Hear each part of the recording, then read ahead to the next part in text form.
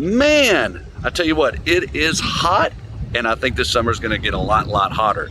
So let me give you some tips on how to have a much more safer summer with your staff and your crews, on what to do this summer when you're out washing. But first, I'm going to walk inside where it's a little cooler and I can get in the shade.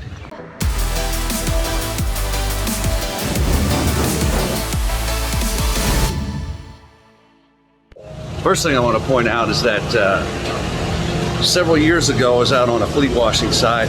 It was pretty hot. It was in the hundreds, triple digits, and I literally started seeing stars, and it freaked me out. So I ran over to the truck. We had a 5-gallon water jug on the truck there that we were cooling with or getting drinks with. I just opened up the spigot on it and just put my head under it and started running over my head, and I cooled my body down pretty quick by that. You know how they always say that you lose 80% of the heat through your head, so that's what I tried. It cooled me down. I wasn't lightheaded anymore, and I wasn't seeing stars anymore, so I actually started feeling a whole lot better. I'm not saying that's the right option for everybody to use, and I'm not saying it's the safest way to go. I'm just saying that's what worked for me, and that's what happened on that particular day, and worked out great for me. But kind of got a list of things here to go over with you and point out that, you know, most importantly is if you start feeling thirsty, you've already kind of gone too long before getting a drink. So, you know, have Gatorades, water, things like that around that are hydrated. Take electrolytes. Sometimes we give our guys tablets, electrolytes, so they can use those when they're out washing, so they can handle the heat better. And keep in mind that stuff, you know, again, you don't want to wait. You want to have your guys constantly drinking every 30 minutes or so to just get and stay hydrated. That's super important. The heat, let me tell you what, the heat is going to get you. So wear clothing, wear hats that can contribute. I've had some hats, and I've put some videos up before where, you know, it's a big brim, nice shade to go around your head and to keep you cool that way. Wear protective clothing, you know, like this is a cotton shirt, this kind of stuff. This really isn't great for the heat. You want to wear something that's breathes well, can cool, and keep you from getting too hot. Sunscreen obviously may help, but I think clothing is going to do a lot better. I saw a study the other day about wearing clothing in the sun, and rather than exposing the skin, was much better at keeping you cool than allowing you to get too hot by letting the sun's radiation stuff hit directly on your skin. Have the drinks always, cool yourself down, and be aware of the overcast, sunlight, and heat. The heat index is another great indicator. Obviously, where there's places where there's high humidity, I mean, in the upper 80s and lower 90s, it feels like it's 110 like it does in Arizona. It just feels the same. And the heat is so much more intense in higher humidity areas.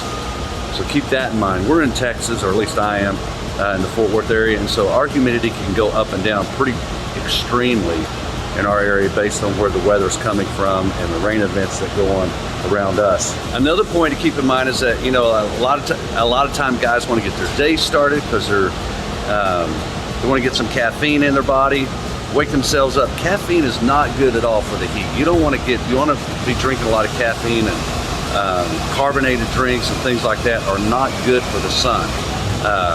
So keep that in mind. It's really not a great, safe environment to be in, or to add to the conditions of working in the sun. Another one to keep in mind is getting rest or taking breaks, cooling down. So if you're taking a break for a lunch, I know when I used to be out there washing trucks, those guys back there working on that machine, getting a new illuminator skid put together. When I was out in the field a lot washing trucks, man, I would just like go sit in the truck, eat my lunch, or go to a restaurant where it was cool so we could cool down for lunch, and then get back out in the field and start washing again. That was very helpful. Kind of get your body cooled off, get your core temperature come down a little bit, and then get back out in the field and start doing it again. The other thing that we've started doing a lot up here lately is that we start super early in the mornings. So instead of like 5 a.m. start when the sun comes up. We actually got the headlamps and everything. We're getting out in the field, and the guys are beginning to wash when it's like 2 or 3 a.m. in the morning, getting a very early start and hitting it then, so that they can beat the heat, and then they're done, because generally the hottest point of the day, at least here, is around 3 or 4 o'clock. And then by the time that hits, they're actually done with their work for the day, because they start at 2 or 3 a.m. in the morning. And see how much these guys like being on camera. They usually don't. They try to ignore me. So anyway, that's some heat tips. You know, stay hydrated, drink often, every 30 minutes or so, take some electrolytes. That's very helpful. Wear cooler clothing, wear a hat, anything that can give you more additional shade. Wear UV protected clothing and that breathes well in the sun. Cover up your skin as much as possible so you don't get those direct rays of heat on your skin that cause you to heat more. Again, not having clothing covering your skin adds a ton more heat to your body, and it's not good.